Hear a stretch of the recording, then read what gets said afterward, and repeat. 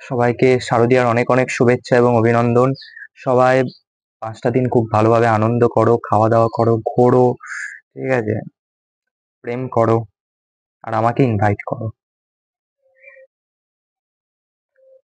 আচ্ছা, অনেকে ভাবে আমি খুব serious, but I am not serious. ঠিক আছে, মানে আমি কি বলবো, দুঃখ বিলাসী নয়, দুঃখ নিয়ে চলতে পারি না। এটা কেন জানি না, কিছু কিছু মানুষ ভাবে, বাট আমি সিরিয়াস নই গো। আচ্ছা, কোন বিষয় পড়তে সব থেকে ভালো লাগে? আমার সাবজেক্ট যেহেতু লিটারেচার, সেটাকে প্রথমে রাখি। সাইকোলজি আর ফিলোসফি, হিস্ট্রি, সব সাবজেক্টই ভালো লাগে, টেকনিক্যাল জিনিস ছাড়া। তবে হ্যাঁ, হিস্ট্রি ব্যাপারটা বললে মানে সাল ভালো লাগে না। আর হিস্ট্রিতে আমি মানে মাধ্যমিকে বিশাল নাম্বার পেয়েছিলাম তো হিস্ট্রিতে, সেটা একটা ব্যাপার। আচ্ছা, ছোটবেলা থেকে কি হতে চাইতিস? ছোটবেলা থেকে টিচার, ঠিক আছে, টিচার হতে চাইতাম। এবং সেই ইচ্ছাটা আছে, ইচ্ছাটা নেই না, ইচ্ছাটা আছে। মানে যখন ছোটবেলায় আমি যখন ভাবতাম আর ড্রিম টিচার, তখন আমি সোসাইটাল কন্ডিশনটা বুঝতাম না, বা সোসাইটাল সিচুয়েশনটার কথা ভাবতাম না। কিন্তু এখন এসে সেটা বুঝতে পারি যে অনেকের ট্যালেন্ট থাকা সত্ত্বেও তো সে যোগ্যতা তারা পাচ্ছে না। এটা একটা ব্যাপার। সব থেকে বড় রিজন আনএমপ্লয়মেন্ট, সেটা এখন বুঝতে পারি। তো সেটা একটা প্রবলেম। আর একটা প্রবলেম যেটা, সেটা হচ্ছে টিচিং প্রফেশনটা হচ্ছে একটা long term process. But teaching প্রফেশনটা আমার কাছে কি, আমার সাথে ভীষণ সুইটেবল, এবং এই প্রফেশনটা আমার ভালোবাসার জায়গা। এটা করতে না আমার কোনো মানে এক্সট্রা পরিশ্রম, যেটা বলে যে কাজ করতে গেলে পরিশ্রম লাগে, এই লাগে, এটা এটা করতে আমার লাগে না। ঠিক আছে, এটা আমার মন থেকে আসে। আচ্ছা, এত ট্যালেন্ট তোর মধ্যে? ট্যালেন্ট নেই ভাই, এটা এটা কি বলবো। আচ্ছা, প্রিয় শখ হচ্ছে সাইকোলজির প্রতি না ভীষণ ইন্টারেস্ট আছে, ভীষণ ইন্টারেস্ট আছে। কারণ এই সাইকোলজি সাবজেক্টটা এমন একটা সাবজেক্ট না, এটা সবার দ্বারা সম্ভব নয়। যার পঞ্চ ইন্দ্রিয় খুব অ্যাক্টিভ, এটা তাদের ক্ষেত্রেই খুব প্রযোজ্য। যারা খুব দুরন্ত মনের, বা যাদের মন খুব চঞ্চল, বা যারা এমনি বাস্তবে খুব চঞ্চল, তাদের পক্ষে কিন্তু সাইকোলজি নয়। এটা কিন্তু মানে এটা কিছুটা না জন্মগত। এটা আমার মনে হয় যে কিছুটা জন্মগত। সেই হ্যাবিটস, সেই ক্যারেক্টারিস্টিক্স, এইগুলো যদি না থাকে, এই সাবজেক্টটার প্রতি ভালোবাসা জন্মাবে না। আমার ভীষণ ইচ্ছা ছিল সাইকোলজি নিয়ে পড়ার, বাট সেটা হয়ে ওঠেনি। বাট আমি বর্তমানে অনেক কিছু শিখেছি। এবং আর একটা যেটা অ্যাডভান্টেজ রয়েছে এটার, সেটা হচ্ছে এটা জানার পর না দুনিয়াটাকে অন্যরকম ভাবে দেখা যায়। কেন আমার সাথে এই জিনিসটা হলো, বা কোন পার্সপেক্টিভ থেকে সে আমার সাথে এই জিনিসটা করলো, বা তার কোন কোয়ালিটিসের সাথে আমার কোন কোয়ালিটিসের মিসম্যাচ করলো, এই সাবজেক্টটা পড়লে বোঝা যায়, অনেক কিছু বোঝা যায়। আচ্ছা, কোন ধরনের গান শুনতে ভালো লাগে? সব গান শুনি। তামিল থেকে শুরু করে, উড়িয়া থেকে শুরু করে, যে গানগুলো হয় সব গান শুনি আমি। ক্লাসিক্স থেকে old classics, Bangla, Hindi, 19th সেঞ্চুরির সমস্ত গান শুনি। দুঃখের গান শুনি, ঠিক আছে। যখন আমার জীবনে প্রচুর আনন্দ থাকে, তখন আমি স্যাড সং শুনে আমি কাঁদার চেষ্টা করি। আচ্ছা, শরৎচন্দ্র, আবার আবার সে সাহিত্যের প্রশ্ন। শরৎচন্দ্রের দুটো বিখ্যাত চরিত্র দেবদাস আর শেখর। পড়াশোনা রিলেটেড প্রশ্ন আজকেও? আচ্ছা, আহ, দেবদাস ভীষণ ইমোশনালি উইক, এসকেপিস্ট। আর শেখর হচ্ছে কি বলবো, মানে সেলফ ইন্ডিপেন্ডেন্ট টাইপ আর কি। মানে ফ্লড, বাট মানে উঠে দাঁড়ানোর ক্ষমতাটা আছে শেখরের। ঠিক আছে, তো সেই জন্য শেখরকে বেশি অ্যাপ্রোচ করলাম, দেবদাসকে নয়। কারণ এই সমাজে টিকতে গেলে ওভার ইমোশনাল হতে গেলে হবে না। ডেফিনেটলি ইমোশনাল ব্যক্তির অনেক অ্যাডভান্টেজ আছে, এবং আই এম ভেরি লাকি যে আমাকে সেই কোয়ালিটিস গুলো ভগবান দিয়েছে। আগে আমি বলতাম যে কেন এত ইমোশনস, এত ফিলিংস আমার মধ্যে রয়েছে, বাট এখন আমি ঠাকুরের কাছে গিয়ে আমি ধন্যবাদ জানাই, কৃতজ্ঞতা স্বীকার করি যে আমাকে যে এত ইমোশনস দিয়েছে। I am very lucky. Emotional ব্যক্তিদের অনেক অ্যাডভান্টেজ আছে। তার মধ্যে হচ্ছে প্র্যাকটিক্যাল মানুষ যেমন বুদ্ধি দিয়ে কাজ করে না, ইমোশনাল মানুষ তো সেটা করে না। কারণ তারা তো মানে তাদের বুদ্ধি নেই এমনটা নয়, বুদ্ধি আছে, কিন্তু বুদ্ধি থাকলেও তারা বুদ্ধিকে সাইড করে দিয়ে তাদের মন মন যেটা যেটা বলে সেই দিকেই তারা ধাবিত হয়। যেমন কিছুদিন আগের কথা বলছি, বেশ কয়েক বছর আগের কথা। তখন আমার একটা বন্ধুর সাথে আমার খুব ভালো কানেকশন ছিল। সে বন্ধুটা আমাকে বলেছিল যে আহ, সে বন্ধুটা পড়তে আসে, আমিও পড়তে যাই। তো সে আমাকে বলেছিল যে ভাই আসবি? সেদিনকে আমার বাস ফাস কিছু চলছিল না, ঠিক আছে। তো আমি বললাম যে হ্যাঁ তুই বলছিস, আমি যাব না, নিশ্চয়ই যাব। তো আমি বেরিয়ে পড়েছি, বাস কিন্তু চলেনি সেদিনকে, এই লাইনে একটা বাস নেই। আমি কি করে আসবো সেটা আমি ভাবিনি, আমাকে বলেছে তুই আসবি, আমি যাবো বলেছি, ব্যাস আমাকে কথা রাখতে হবে, এরকম একটা ব্যাপার। কাটা কাটা টোটো করে গেলাম, যা হোক করে অনেক কষ্ট করে গেলাম, অনেকগুলো টোটো চেঞ্জ করে করে গেলাম।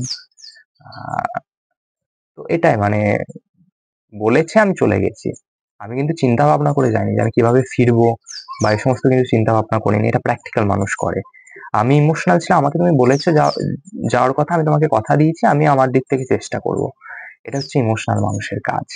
মানে তাকে তুমি চ্যালেঞ্জ করেছো, ব্যাস সে তোমার চ্যালেঞ্জ রাখার জন্য তৎপর, ঠিক আছে। এবং ইমোশনাল মানুষরা যে কাজগুলো করে তারা তো মন থেকে কাজ করে। তো তারা এমন কিছু কাজ করে দেয় যেটা প্র্যাকটিক্যাল মানুষ ভাবতেও পারে না, কারণ তাদের মাইন্ডসেটটাই তাকে এক্সট্রিম লেভেলের। এটা একটা ব্যাপার।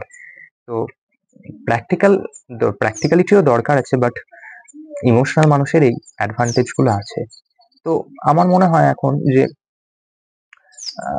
তখন, হ্যাঁ তখন যখন আমি গেলাম ওরকম টোটো চেঞ্জ করে, তখন আমি জানতাম না যে কিভাবে আমি ব্যাক করবো, চলে গেছি, কিন্তু আসার সময় কি হবে সেটা আমি ভাবিনি।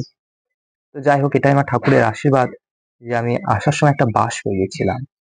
ভিড় ছিল অবশ্য, বাট পেয়ে গিয়েছিলাম। তো ঠিক আছে, এরকম একটা ব্যাপার। তো আচ্ছা, কোনো খেলার প্রতি ইন্টারেস্ট আছে? এটা বললি, এটা বললি বলে একটা কথা মনে পড়ে গেল, সেটা হচ্ছে ছোটবেলায় ব্যাডমিন্টন খেলার প্রতি আমার প্রচুর নেশা ছিল, প্রচুর নেশা, এবং ওই খেলায় আমাকে কেউ হারাতে পারতো না, ঠিক আছে। মানে এত ওভার ওভার ছিল নেশাটা, প্রচুর নেশা ছিল, আমি প্রচুর খেলতে ভালোবাসতাম, ঠিক আছে। মানে প্রচুর, মানে আমার তখন ঠাকুমা বেঁচে ছিলেন। তো ঠাকুমা বসে থাকতেন শীতকালের দিনে, আর আমি আমাদের যে খামার আছে সে খামারে খেলতাম। মানে আমি মাঝে মধ্যে মনে মনে ভাবি যে দিনগুলো সত্যি কত ভালো ছিল। আচ্ছা, কোন ধরনের খাবার খেতে ভালোবাসিস? তা খাবার ভেজ না নন ভেজ, তুই এখন ব্র্যাকেটে দিয়ে দিয়েছিস, অবশ্যই নন ভেজ খেতে ভালোবাসি। নন ভেজ, বাট শরীরের শরীর ভালো রাখার জন্য, হেলথকে ঠিক রাখার জন্য ভেজ খেতে হবে, হালকা সাত্ত্বিক খাবার খেতে হবে, সেটা বারবার বলি আমি। আচ্ছা, প্রিয় রং কোনটা? প্রিয় রং, আমি রঙিন মানুষ, সব রং পছন্দ। আম, সাদাটা একটু বেশি পছন্দের, ঠিক আছে। প্রিয় ঋতু কোনটা? ঋতু, প্রেমিক মানুষ, বসন্তকাল, শরৎকালও ভালো লাগে। আচ্ছা, কোন জিনিসটা তুই একদম পছন্দ করিস না? আচ্ছা, ঋতুর কথা বললি, ঋতুর কথা বলে রাখি যে বর্ষাকালটা না আমার পছন্দ নয়, কারণ বৃষ্টিটা ভালো লাগে, বৃষ্টি দেখতে ভালো লাগে, বৃষ্টিতে ভিজতে ভালো লাগে, আলটিমেটলি তো রোমান্টিক, কিন্তু প্রবলেম একটা, সেটা হচ্ছে যারা বাইরে বেরোয় না তাদের জন্য বর্ষাকালটা খুব কষ্টের। গ্রীষ্মকালে ছাতা নিয়ে টুপি পরে বেরোনো যায়, শীতকালেও তাই, সোয়েটার পরে বেরোনো যায়, কিন্তু বর্ষাকালে না খুব ওই কাদায় খুব প্রবলেম হয়, এটা একটা ব্যাপার। আচ্ছা, কোন জিনিসটা তুই একদম পছন্দ করিস না? পছন্দ করি না, আমি না ভীষণ অ্যাডজাস্টেবল ক্যারেক্টার, ঠিক আছে। মানে আমি ভালোটাকেও নিই, খারাপটাকেও নিই। আমি যে মানুষটিকে বিশ্বাস করি সে মানুষটি ভালো খারাপ দুটো দিক আমি নিই। প্রথমত আমি পছন্দ করি না এমন জিনিসটা নয়, তবে হ্যাঁ ওভার প্র্যাকটিক্যালিটি, সেলফিশনেস, কাউকে ছোট করে কথা বলা, এগুলো খুব একটা পছন্দ না। কাউকে ডিসরেসপেক্ট করা, উম, আজকে তার সাথে আমার ভালো বন্ধুত্ব আছে, ভালো ফ্রেন্ডশিপ আছে, আজকে তার সাথে আমার ভীষণ ভালো রকম বন্ডিং, কাল নেই বলে কালকে তুচ্ছ তাচ্ছিল্য করা, এগুলো খুব একটা পছন্দ নয় আমার। সম্মানটা ইম্পর্টেন্ট, এটা এটা নিয়ে আমি চলি। তোর জীবনের সব থেকে বড় অনুপ্রেরণা? অনুপ্রেরণা আমি নিজে, অনুপ্রেরণা আমি নিজে। কেন?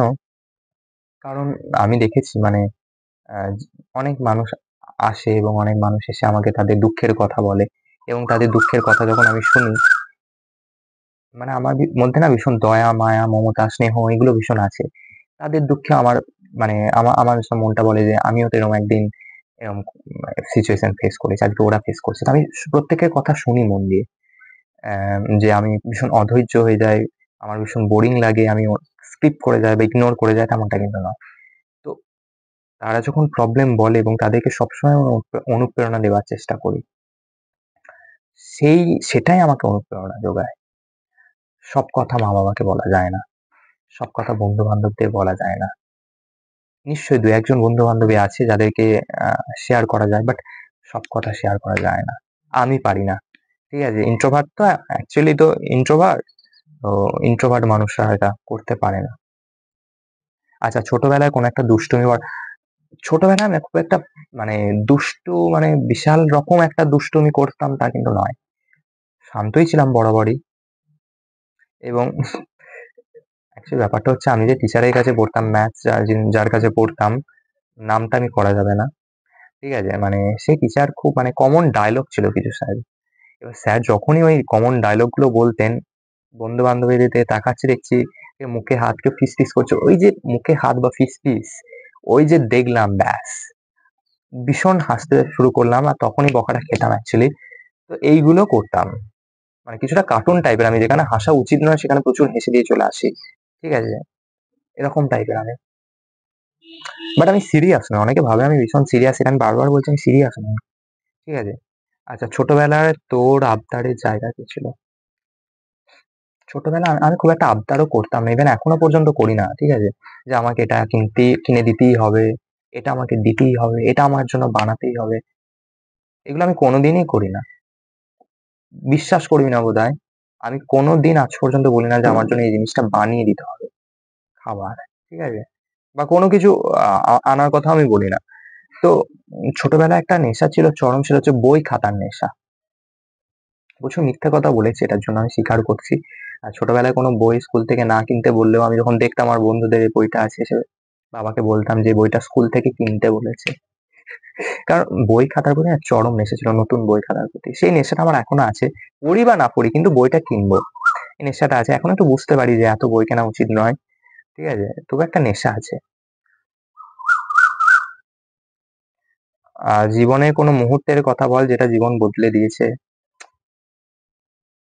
মুহূর্ত? আবার এইদিকে যাবো? আচ্ছা বলছিস যখন বলেই দিচ্ছি। মুহূর্ত অ্যাকচুয়ালি কিছুই না। আজকে যে আমি ২০ বছর বয়স, আমার তো বয়স মাত্র ২০।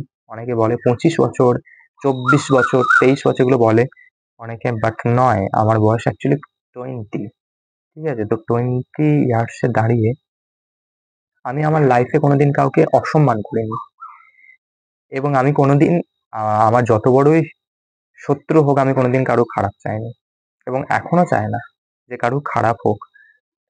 চাইতে পারবো না এটা আমি প্রথমত। আ তারা যতই আমার নামে যা ইচ্ছা বলুক, আমি কোনোদিন কারোর খারাপ চাইনি। তো আমার পক্ষে এটা ভীষণ ডিফিকাল্ট টু অ্যাকসেপ্ট যে কেউ আমাকে ডিসরেসপেক্ট করবে। ঠিক আছে? এটা এই সম্মান নিয়ে অ্যাকচুয়ালি তো সম্মান নিয়ে চলি জীবনে। তো সে সম্মানে যদি আঘাত লাগে তখন একটু কষ্ট হয়। এটাই যা।